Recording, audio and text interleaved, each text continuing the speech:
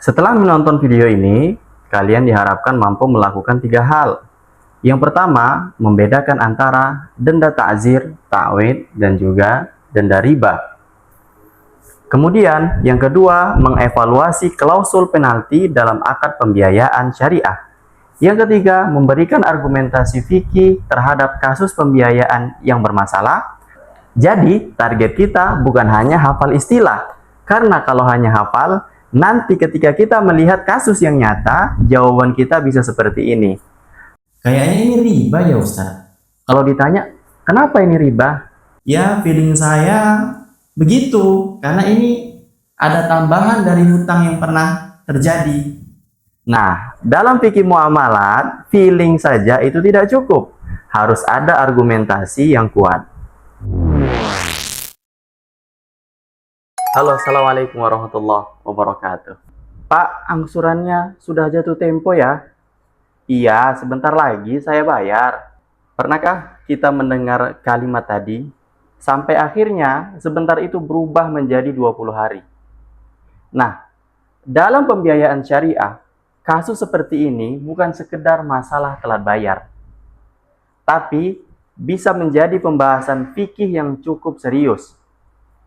Apakah boleh orang-orang yang seperti ini, yang menunda-nunda pembayaran hutangnya dikenakan denda? Kalau boleh, apakah dendanya termasuk riba? Atau apakah dia termasuk ta'zir? Atau apakah dia termasuk ta'wid? Nah, hari ini kita akan bahas dengan santai, tapi tetap pakai kaidah ilmu. Oke, kita mulai dari kasus. Pak Ahmad memiliki angsuran murabahah sebesar 5 juta per bulan. Sebenarnya Pak Ahmad mampu membayar. Dompetnya aman, transfer juga bisa, mobile banking juga tidak error. Tapi beliau sengaja menunda pembayaran selama 20 hari. Dalam akad tertulis, setiap keterlambatan pembayaran dikenakan penalti sebesar 0,1% per hari dari jumlah tagihan dan dana penalti tersebut menjadi pendapatan lembaga atau menjadi pendapatan penagih.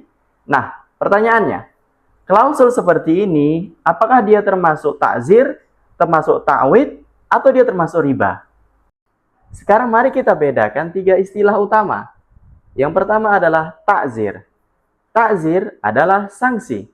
Dalam konteks ini, sanksi diberikan kepada nasabah yang sebenarnya mampu membayar, tapi sengaja menunda pembayaran. Jadi, bukan karena dia tidak punya uang, bukan karena dia terkena musibah, bukan juga karena ada force majeure, tapi karena memang dianya yang menunda-nunda. Bahasa sederhananya, bisa bayar tapi belum mau bayar. Nah, denda ta'zir ini tujuannya bukan untuk mencari keuntungan, tapi tujuannya untuk mendisiplinkan. Karena itu, denda ta'zir tidak boleh masuk sebagai keuntungan lembaga. Dana tersebut harus disalurkan untuk fasilitas-fasilitas umum ataupun dana sosial. Yang kedua, ta'wid ataupun kompensasi.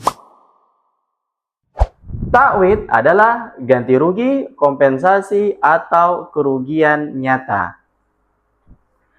Ta'wid adalah ganti rugi atas kerugian yang nyata. Misalnya, lembaga atau perorangan benar-benar mengeluarkan biaya penagihan, biaya administrasi, biaya surat peringatan, biaya lain-lain yang memang itu bisa dibuktikan. Kemudian, yang ketiga, riba.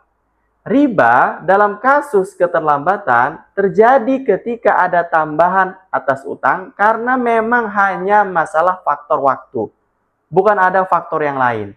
Jadi dia tidak melihat apakah seseorang itu mampu atau tidak mampu membayar, dia tetapkan harus ada bunga atas utang yang dia berikan. Seperti itu. Jadi rumus sederhananya adalah ta'zir itu untuk mendisiplinkan, ta'wid ataupun kompensasi itu untuk menanggung kerugian yang nyata, adapun riba adalah tambahan atas utang karena waktu. Atau kalau mau lebih memudahkan lagi, ta'zir itu seperti teguran disiplin, kemudian ta'wid itu adalah ganti rugi yang nyata, riba itu adalah utang yang bertambah karena waktu terus berjalan. Nah, coba sekarang kita pikirkan. Jawab pertanyaan berikut. Jika ada nasabah yang mampu membayar, tetapi sengaja menunda pembayaran, lalu dikenakan denda sebagai sanksi, dan dananya itu dimasukkan ke dalam kas untuk dana sosial, bukan diambil untuk keuntungan pribadi, maka kasus ini lebih dekat kepada apa? A. Apakah takzir? B. Apakah takwid? C. Apakah riba? Tentu jawabannya adalah takzir. Kenapa? Karena tujuannya adalah untuk mendisiplinkan nasabah yang mampu membayar tetapi sengaja menunda-nunda. Selain itu, dana yang diperoleh dari penetapan denda itu tidak menjadi keuntungan lembaga atau keuntungan orang yang menariknya, akan tetapi disalurkan untuk kepentingan-kepentingan umum atau kepentingan publik. Jadi dalam kasus ini unsur utamanya adalah sanksi disiplin. Nah, sekarang kita kembali kepada kasus Pak Ahmad. Dalam akad tertulis, setiap keterlambatan itu dikenakan biaya penalti 0,1% per hari dari jumlah tagihan, dan dana tersebut menjadi pendapatan lembaga. Nah, di sini baru mulai terasa aromanya. Bukan aroma kopi, tapi aroma masalah fikih. Apa masalah utamanya? Ada dua. Yang pertama, denda dihitung berdasarkan presentase dan lamanya waktu keterlambatan. Kemudian, yang kedua, dana denda menjadi pendapatan lembaga.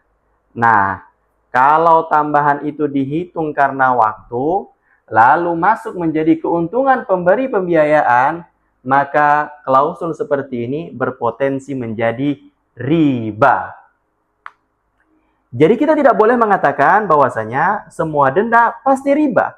Itu terlalu cepat, itu terlalu praktis, atau bahkan itu terlalu prematur. Tapi kita juga tidak boleh mengatakan semua denda itu boleh. Itu juga terlalu santai. Yang benar, itu kita harus melihat tiga hal. Yang pertama, apa tujuannya? Yang kedua, bagaimana cara menghitungnya? Yang ketiga, bagaimana dana itu disalurkan. Semoga setelah ini, ketika kita melihat klausul penalti, kita tidak langsung bingung, tidak langsung panik, dan tidak langsung memvonis, ini kayaknya riba deh. Tapi kita bisa menjawabnya dengan argumentasi fikih yang jelas. Wassalamualaikum warahmatullahi wabarakatuh.